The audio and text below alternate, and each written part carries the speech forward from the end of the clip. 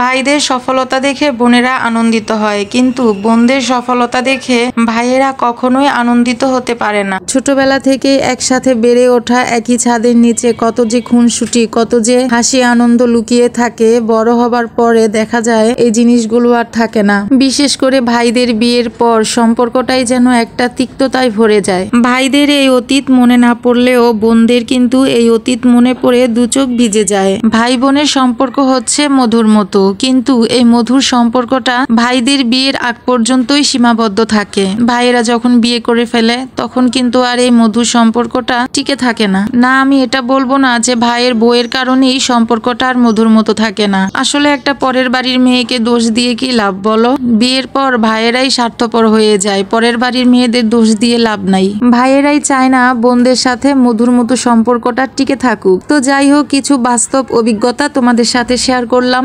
আর আজকে আমি রান্না করছি, দেখো, কই মাছ, বড় বড় কই মাছ। অনেক দিন ধরে কিন্তু কই মাছ রান্না করে খাওয়া হয় না। আর এবার যেহেতু অনেকদিন পর মাছ বাজারে গিয়েছিলাম, তো আমি যেদিন মাছ বাজারে যাই সেদিন আমি মনের মতো অনেক অনেক মাছ কিনে আনি। আর রাফির বাবা যেদিন যায় সেদিন তো কি বলবো, ফোনে ফোনে কথা হয়, যা বলি তাই নিয়ে আসে। আর আমি তো বাজারে গেলে আমার পছন্দ মতো যেটা ভালো লাগে আমি সেটাই নিয়ে আসি। তো এবার আমি ছোট মাছগুলো একটু বেশি কিনে আনছি, তার মধ্যে আছে কই মাছ। তো কই মাছগুলো আমি রান্না করছি আলু আর হচ্ছে টমেটো দিয়ে। এভাবে কিন্তু আমার কাছে কই মাছটা খেতে বেশি ভালো লাগে, কোনো সবজি দিয়ে ভালো লাগে না। আর যেহেতু এগুলো কিন্তু হাইব্রিড, মানে চাষের কই মাছ, দেশি কই মাছ তো বাজার খুঁজেও পেলাম না। কই মাছ ভেজে আলু পেঁয়াজ আর টমেটো দিয়ে এভাবে রান্না করলে আমার কাছে তো খুবই ভালো লাগে খেতে। এদিকে হচ্ছে অনেক দিন ধরেই কিন্তু ইলিশ মাছ বাসায় আনা হয় না। বাসায় আনবো কি, বাজার ঘুরেও তো ইলিশ মাছ নাই। তো এবার যেহেতু ইলিশ মাছ বাজারে আসছে,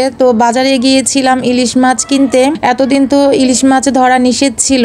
তো বাজারে যাওয়ার পরে ইলিশ মাছের দাম শুনে মাথা ঘুরে যাবার মতো অবস্থা। যেই টাকা দিয়ে ইলিশ মাছ কিনে আনবো সেই টাকা দিয়ে তো অনেকগুলো ছোট মাছ কিনে এনেছি, আবার বড় মাছও কিনে এনেছি। কারণ হচ্ছে এত দাম দিয়ে ইলিশ মাছ কিনে আনলে এক সপ্তাহ খেতে পারবো না। আর যে টাকা দিয়ে মাছ কিনে আনছি আমার 1 মাস চলে যাবে। তো আমাদের মতো মধ্যবিত্তদেরই কিন্তু একটু হিসেব করেই চলতে হয়। তো যাই হোক, আমি যেহেতু তেমন একটা ঝাল খেতে পারি না, রাফির বাবার জন্য আস্ত কাঁচামরিচ দিয়ে দিলাম। আর আমি রান্নাতে কিন্তু ঝাল খুব কম দেই। আর দেখতেই তো পেয়েছো আমার বারান্দার কাঁচামরিচ গাছে কত কাঁচামরিচ হয়েছে, মাশাআল্লাহ। সেখান থেকে কাঁচামরিচ এনে আমি তরকারিতে দিয়ে দিলাম। আর আমি অনেক দিন ধরেই কিন্তু এখন কাঁচামরিচ কিনে আনি না। আমার 2 বারান্দায় 2টা কাঁচামরিচ গাছে মাশাআল্লাহ প্রচুর কাঁচামরিচ হয়েছে, সেগুলোতেই আমার হয়ে যায়। তো কই মাছের তরকারিটা রান্না শেষ হয়ে গেছে। আর আমি প্রথমেই কিন্তু ভিডিওতে দেখে নিয়েছো কাঁকরোল ভেজে নিয়েছিলাম। আর সেই কাঁকরোলগুলো এখন হাতে মেখে ভর্তা বানিয়ে নিলাম। ভর্তাটা প্রথমবার বানালাম, জানি না কেমন লাগবে খেতে।